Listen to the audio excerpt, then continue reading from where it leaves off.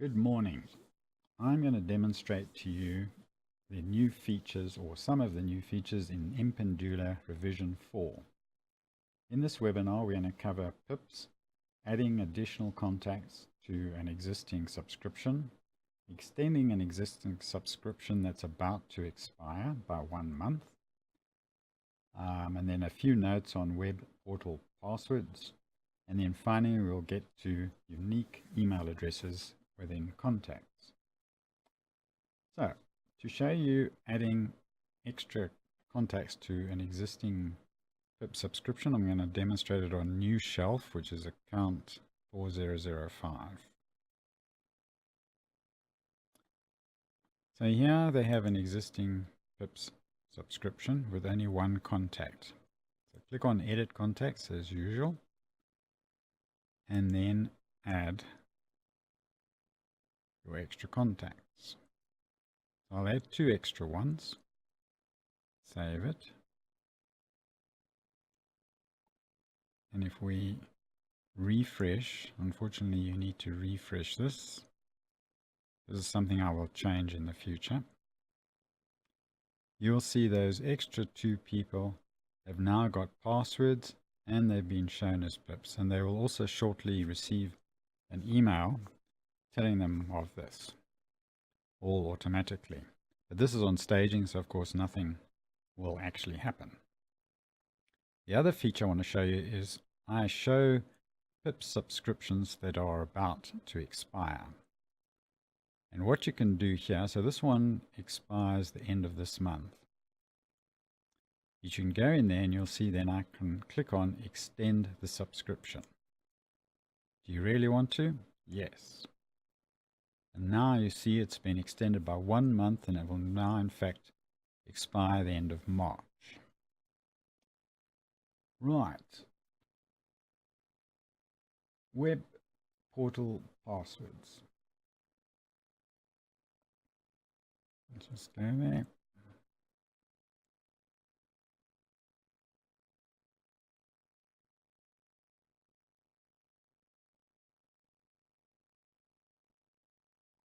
If I select PIPs,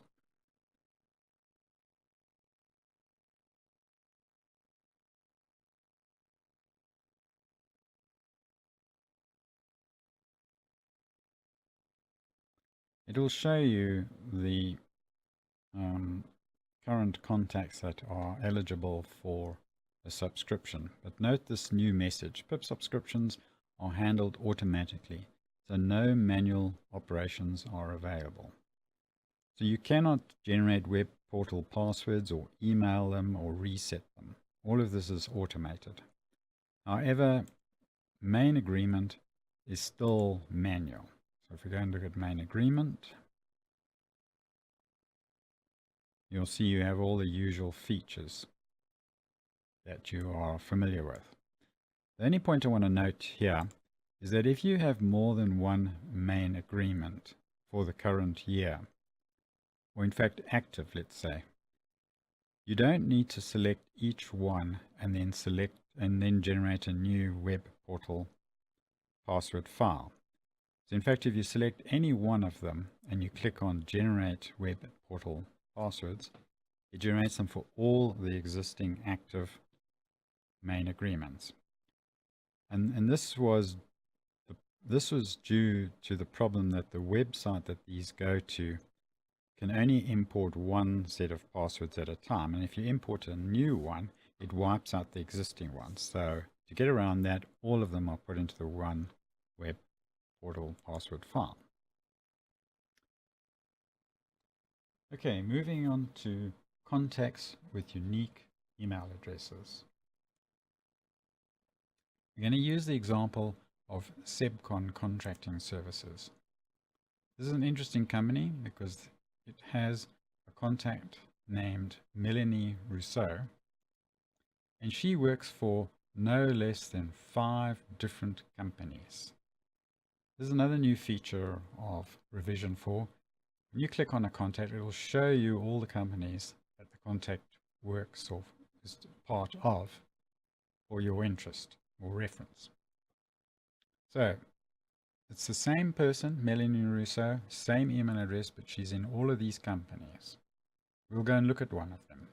But before I do that, I want to show you in this company, Sebcon, she has all of these job titles. She's the MD, the accountant, PIPS users, main agreement, association, authorization, etc.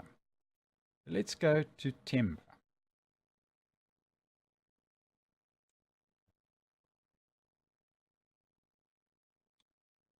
In Temba, where is she? There she is. Here, she's only an MD, Marketing IQ, and SEIFSA News. Different to where she wears her hat in Sebcon.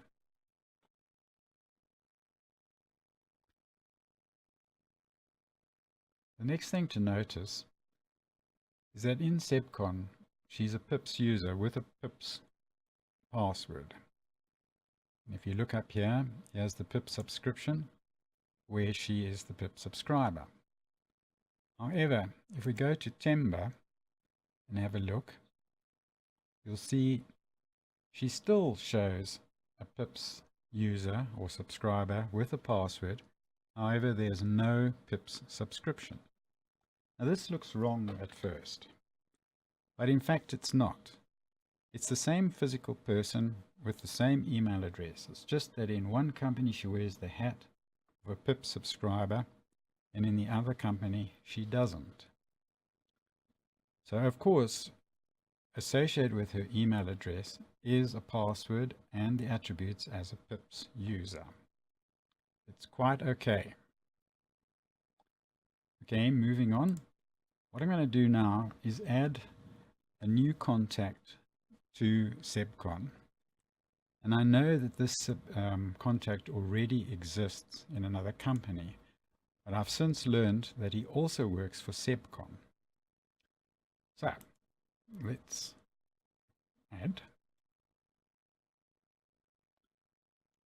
And it's a fictitious example, but I'm going to use my name. I'll type in Stuart Clark. And I know it's Stuart something or other existing in the system. And as you can see, I can type in part of the email address and it will show me all the similar email addresses throughout the system. And there I spot it, Stuart at MDF Engineering. So that is in fact the contact. I click on it and it will bring all his details up here for me under Sebcon. The name, surname, telephone numbers, etc. But what it won't do is populate the job titles and emailing types, because of course those can be different for the different companies that he works in. So let's say that in Sebcon he is HR, SD interests, and marketing contact. That's going to be his function in Sebcon. And let's also give him some email link types, which are now called interests. I'll just tap a few here. I'm going to save it. So now just to show you, we're in Sebcon and we have the Stuart Wilkies as a new contact. If I go to MDF Engineering, where I know he's also a contact, you'll see him there. And here he has quite different attributes. He's only a general contact person. And there again, I'm seeing that he now works in Sebcon and MDF Engineering. So just to show you that again. In Sebcon, if we look at him, he's got this hat on, he's HR, SD, and a marketing contact. However, in MDF Engineering, he's just a general contact person. So it's the same physical person, but with different attributes in the different companies. Now, to prove that it is actually the same contact, I'm going to change one of his attributes. And I notice his name is spelled wrong, Stuart with a D.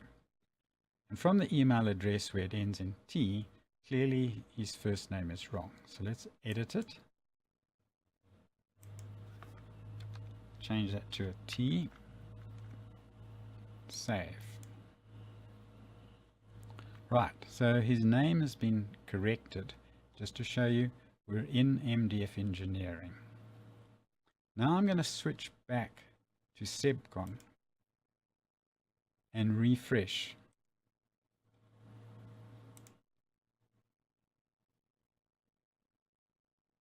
And you will see that contact here has also got a new name, the correct name, even though he has a different function in this company. Well, that concludes my webinar. Hope it made sense. If not, send me questions. Thanks. Bye.